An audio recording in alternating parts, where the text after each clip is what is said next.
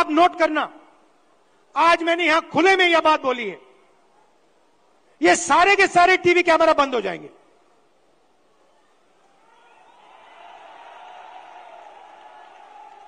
आप देख लेना, ये सारे के सारे बंद हो जाएंगे, क्योंकि जो सच्चाई है देश की, कि जो सारी की सारी लूट हो रही है,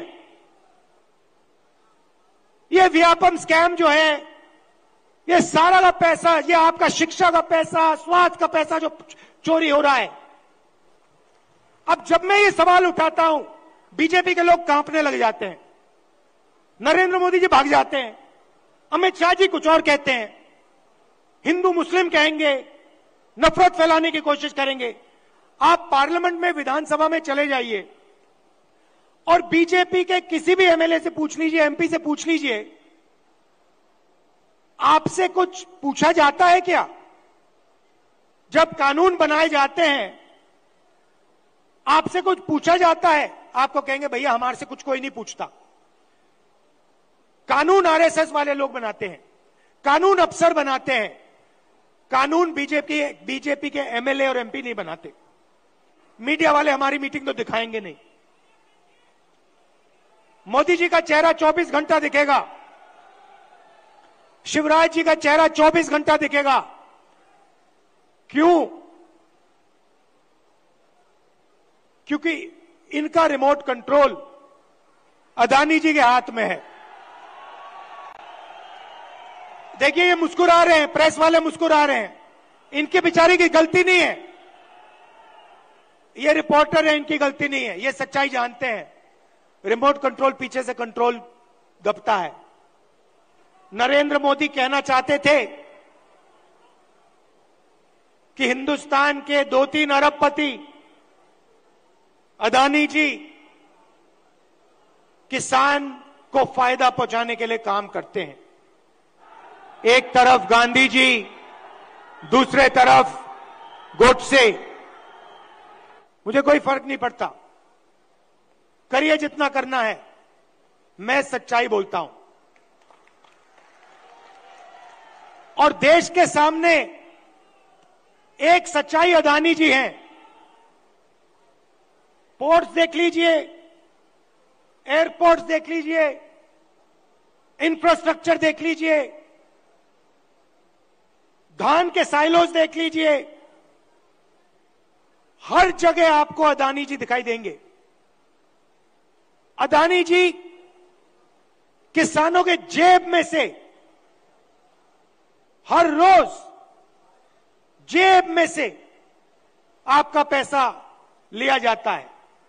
इंफ्रास्ट्रक्चर में, डीजल में, पेट्रोल में, फर्टिलाइजर में आपके जेब में से पैसा निकलता है और सीधा इन दो उद्योगपतियों के जेब में जाता है। एक तरफ नफरत और हिंसा,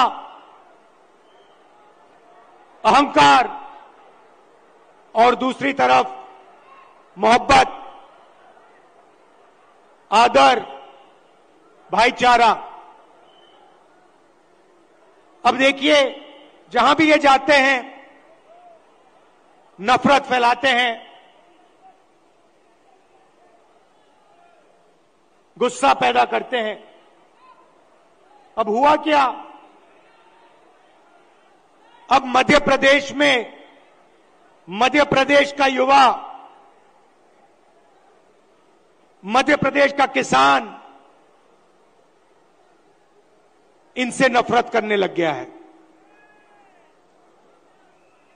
जो उन्होंने जनता के साथ किया, अब जनता उनके साथ कर रही है। पहली बार हिंदुस्तान की हिस्ट्री में, पहली बार किसान टैक्स दे रहा है। इन्होंने जीएसटी लागू की और 5 कानून लाए, काले कानून, किसानों को दबाने के, खत्म करने के कानून। हिंदुस्तान के सारे किसान इनके खिलाफ खड़े हो गए। नरेंद्र मोदी जी कहते हैं किसानों के फायदे के लिए मैं ये कानून, काले कानून लाया हूं। अगर किसानों के फायदे के लिए कानून लाए तो किसान सड़क पे क्यों उतरे हैं?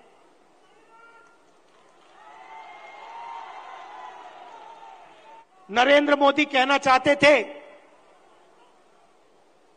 कि हिंदुस्तान के 2-3 अरबपति अदानी जी किसान को फायदा पहुंचाने के लिए काम करते हैं। सच्चाई भाइयों और बहनों एक और है। सच्चाई यह है